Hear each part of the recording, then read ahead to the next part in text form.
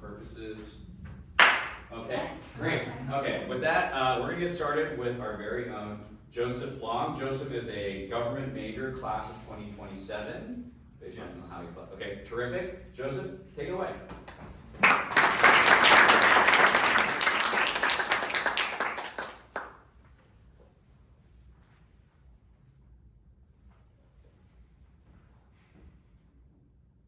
Fourscore and 7 years ago, our fathers brought forth on this continent a new nation, conceived in liberty and dedicated to the proposition that all men are created equal.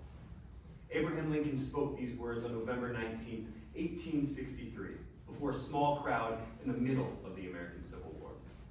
It was our nation's darkest hour. Families, neighbors, and friends were fractured across the country, our national identity obfuscated by the shadow of war.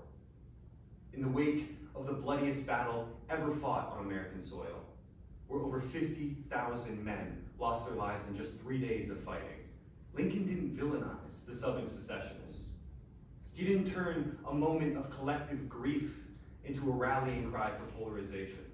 Instead, he articulated a vision for the nation's future tethered to its historic past. A new nation conceived in liberty.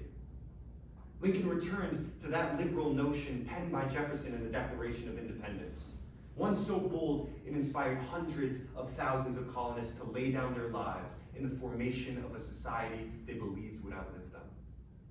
No divine reward was assured to the fallen. All they carried was the radical hope that liberty could triumph over tyranny.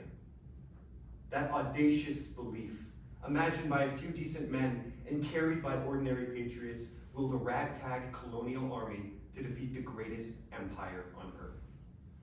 That hope that the world could be different, could be better than it is, led not only to the founding of the United States, but set off a wave of revolutions that reshaped the world.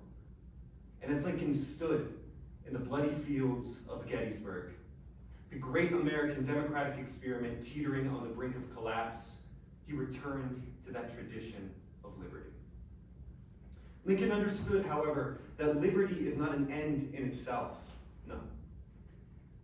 It is achieved through the active and sustained dedication to the proposition that all men are created equal. Liberty is achieved through equality. A truth Americans too often forget when building walls feels easier than building community, but one affirmed in the identical language of both Jefferson and Lincoln. Our nation was conceived in liberty. But for millions of Black Americans, that conception was nothing more than a fictitious dream, a promise still unborn, chained by the cruelty of slavery. It was that broken promise that the Civil War sought to repair. That same promise that Lincoln carried into Gettysburg, daring an infant nation to finally live up to the ideals that conceived it. And though we've come a long way since 1863, the story of America has never been a straightforward ascent toward justice. Time and again, we have fallen short of those ideals. Jim Crow replaced slavery, and new forms of domination still chain the promise of liberty today, in our prisons, at our borders, and in our hearts. There will always be backsliding in the face of progress. There will always be moments when it feels like hope is lost, when what it is to be an American becomes more about preserving exclusivity rather than the ideals that millions before us believed in, fought for, and died for.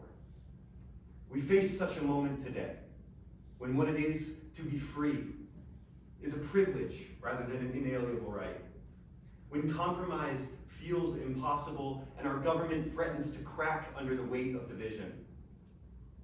But when hope thins and the horizon darkens, Lincoln reminds us that light can be found by returning to our beginnings, by returning to liberty.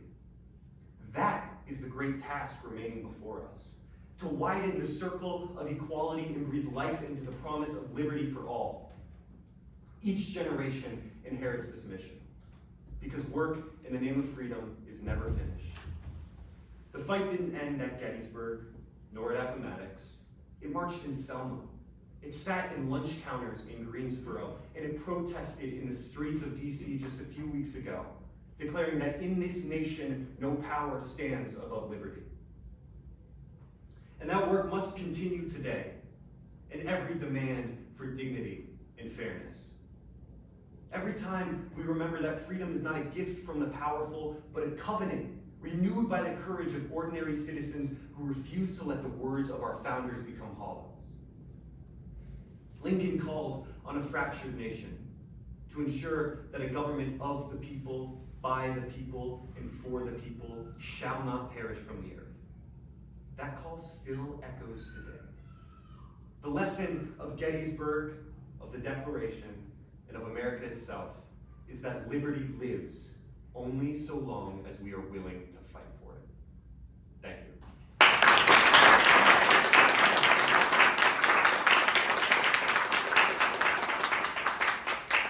Okay, thank you, Joseph.